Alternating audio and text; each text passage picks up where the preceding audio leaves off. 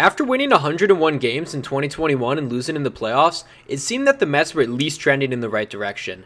With a new owner who is a huge fan of the team and who is not afraid to spend money, the fans had to be through the roof. The Mets then regressed and won 26 less games the season after and missed the playoffs with a 75-87 record. I do not blame the team for what happened during the 2023 season. They had so many injuries, it was just unbelievable. Edwin Diaz hurt himself in the World Baseball Classic while celebrating, and that was the beginning of the end for the 2023 squad. They lost 3 starters to injury before the season even started, with Verlander, Carrasco, and Quintana going down. Scherzer and JV did not perform equal to their contracts, and the Mets had to call up some younger guys way too soon. Some seasons are just lost to bad luck and bad contracts. I could fully commend the Mets for at least understanding the situation, knowing it was lost and they sold off players to get prospects and clear some cap space. They were getting ready for the next year. The thing I like most about Steve Cohen is he is not arrogant and full of himself like some owners, like Jerry Reinsdorf, and he's very transparent with fans and media. He went on to say it is harder to run a baseball team than he thought. He elaborated on that by saying human error and injuries can tank you, and that on paper means nothing. It seems him and the front office learned from the injuries last year to the staff. They made some depth signings to prepare for the worst, and that came in handy as Senga will be out until at least May. Cohen also went to praise the club's improved defense, depth, and bullpen. He mentioned the improvement of the farm and how the Mets will be built to be homegrown, as well as handing out some contracts to have more winning seasons. He also emphasized how he expects the Mets to make the playoffs, and it is safe to say Cohen was unhappy with the 2023 season because he even went as far as sending an apology letter to season tickets holders just for disappointing them.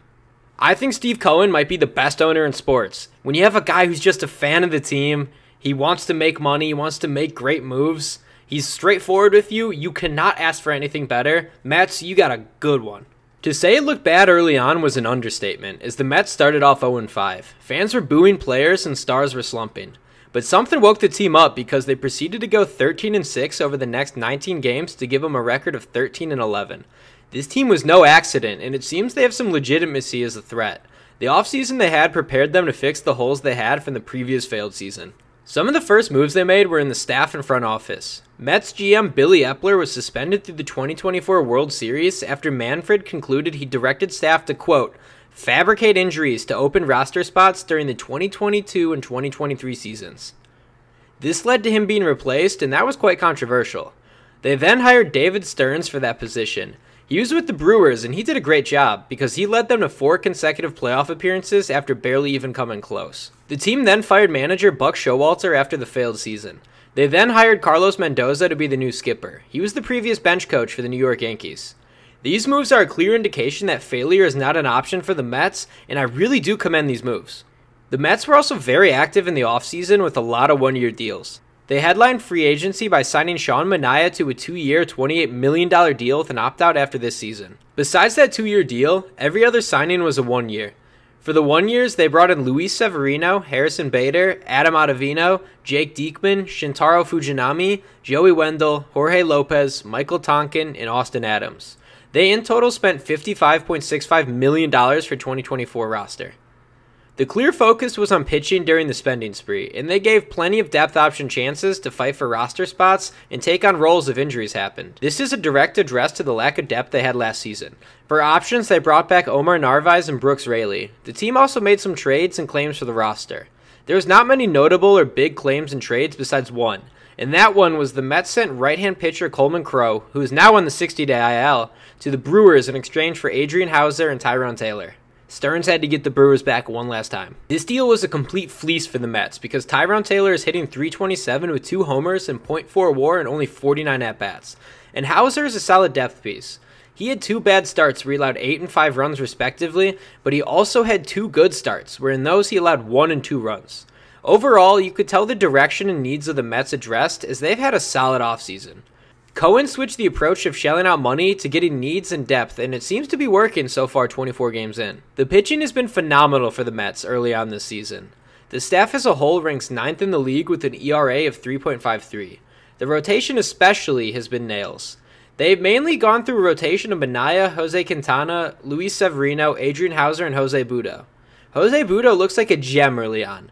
In 16 innings of work, he's working with a 1.65 ERA and 3 starts. Minaya has a 3.33 in 5. Quintana has a 4.21 in 5. Severino boasts a 2.67 in 5. And Hauser has a 7.45 in 4 starts. As I said earlier, Hauser has had 2 good and 2 bad starts, so he will definitely lower the ERA over some time when the sample size increases. But the staff has been performing very well, especially the new signings Minaya and Severino. The bullpen has been great as well, and the team really must be glad they have their elite closer back. In the 4 times the trumpet sounded off, he has been 4 for 4 on those saves. In 8.2 innings of total work, he has a 1.04 ERA and has been the backbone of the bullpen the Mets desperately needed. The bullpen as a whole has converted 7 out of 10 save opportunities, which is a very solid number. And the bullpen has 5 total pitchers who have an ERA below 2, and plenty who are a little over that 2 mark. When you get to that winning pen, it might just be game over. The pitching has carried the roster to some wins early on, while the offense has been working on getting out of their slumps. But they are on their way out and have scored the 13th most runs in baseball and rank 8th overall in on-base percentage as a team. Nimmo, Alonso, and Lindor have struggled a lot early on, but are ferociously fighting out of it. Lindor went from batting under 100 to hitting 206 with a 291 on base and 4 homers. Alonso busted out of his slump and is slashing 263 with a 340 on base and a team-leading 7 homers. Nimmo is very interesting. I say this because he's hitting 186, and that's not good. But what is good is he leads the team with a 358 on base because he's taken 19 walks. Between the average and on base, that's kind of a crazy drop-off. But kudos to him, he's seeing the ball. Now you pair those stars with Jeff McNeil, Starling Marte, Brett Beatty, and Harrison Bader, who are all hitting over 270 and up. The offense is heating up, and this squad will start winning more games. Francisco Alvarez is currently hurt, but will definitely provide some positive support when he's back as well. The Mets offense is cooking something up after starting off slow.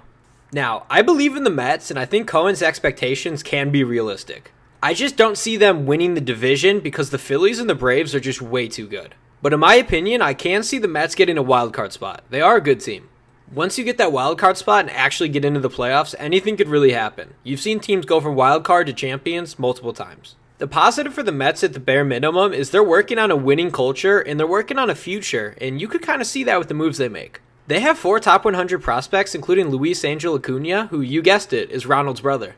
They also have a few guys who are on the roster that recently graduated from top 100, and those guys include Francisco Alvarez, Brett Beatty, and Ronnie Mauricio. Mauricio's hurt, but he should be back and actually make a difference once he's there. My point being is the core they have is phenomenal. They have so much young talent, and it's going to be scary once they all come up. Because the thing is, with the young talent, not everyone will come up to the majors and perform, but you'd like to think if you got like maybe 8 or 9 guys who were top 100, that at least 5 of them will do well. And that's a risk that you'd like to take, because money can cover the rest of that. As I said, I see the vision in what Steve Cohen's talking about. He's got something cooking up in New York. The Mets are going to be a problem if they play it smart and they develop well. And the reality of it is it's not too far away. Give it like maybe a year or 2, and you're going to see a lot of these guys be impact players in the majors. Keep an eye out for the future of the Mets. Anyways, comment your thoughts on the Mets roster below. Thank you for watching, and make sure to like and subscribe if you enjoyed. I'll see you guys later.